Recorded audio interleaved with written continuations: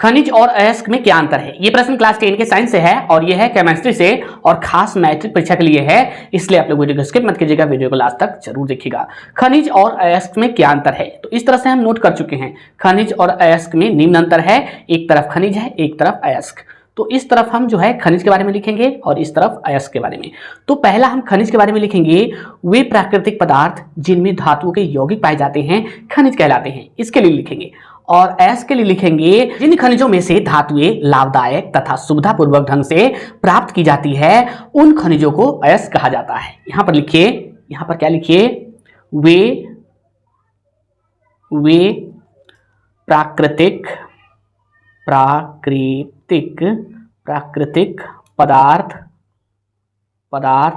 वे प्राकृतिक पदार्थ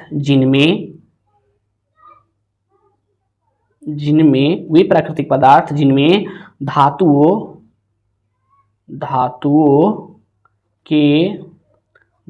के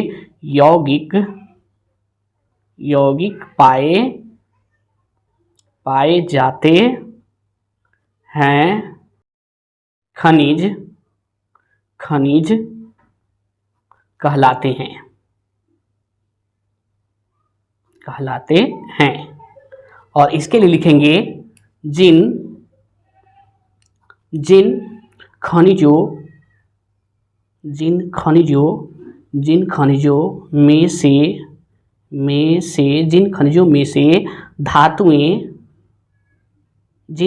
में से धातुएं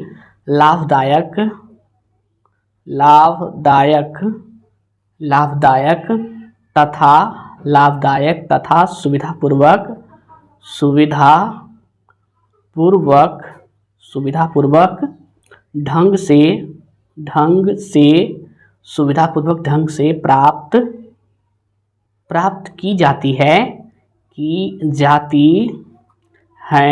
की जाती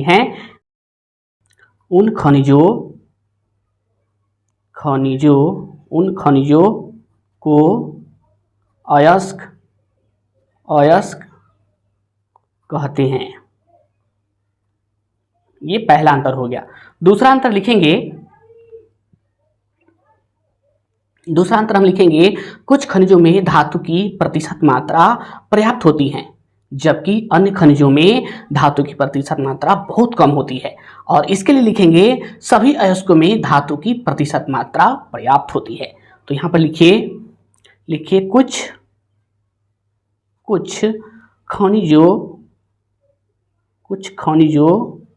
कुछ खनिजों में धातु की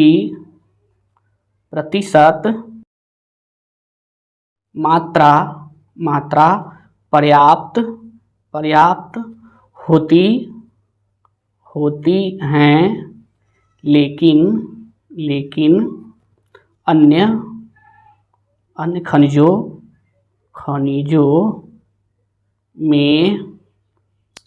धातु की प्रतिशत मात्रा बहुत कम होता है। और इसके लिए लिखेंगे, इसके लिए दूसरा नंबर लिखेंगे, दूसरा नंबर अंतर यहाँ पर लिखिए, सभी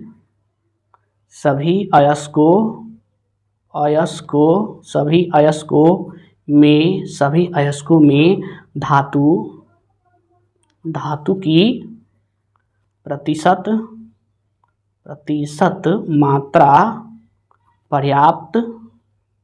पर्याप्त होती है। बस यही इसका सटीक आंसर है। अगर पूछा जाए परीक्षा में खनिज और अयस्क में क्या अंतर है, तो आप लिखिएगा, खनिज और अयस्क में निम्न अंतर है। तो एक तरफ खनिज लिखिएगा और एक तरफ अयस्क। पहला अंतर लिखिएगा, वे प्राकृतिक पदार्थ जिनमें धातु के यौगिक पाए जाते हैं खनिज कहलाते हैं। वे प्राकृतिक पदार्थ अर्थात नेचुरल पदार्थ जिनमें धातु के यौगिक पाए जाते हैं खनिज कहलाते हैं। और इसके लिए लिखिएगा, जिन खनिजों में, देखिए यही है खनिज, जिन खनिजों में से धातुएं लाभदायक तथा सुविधापूर्वक ढंग से प्राप्त की जाती हैं उन खनिजों को अयस्क कहते हैं। अर्थात जिन खनिजों में से धातुएं लाभदायक यानी लाभदायक हो तथा सुविधापूर्वक ढंग से प्राप्त की जाती है, यानी कि आसानी से प्राप्त की जाती है, उन खनिजों को अयस्क कहते हैं। और दूसरा आंसर लिखिएगा कुछ खनिजों में धातु की प्रतिशत मात्रा पर्याप्त होती है, लेकिन अन्य खनिजों में धातु की प्रतिशत मात्रा बहुत कम होता है।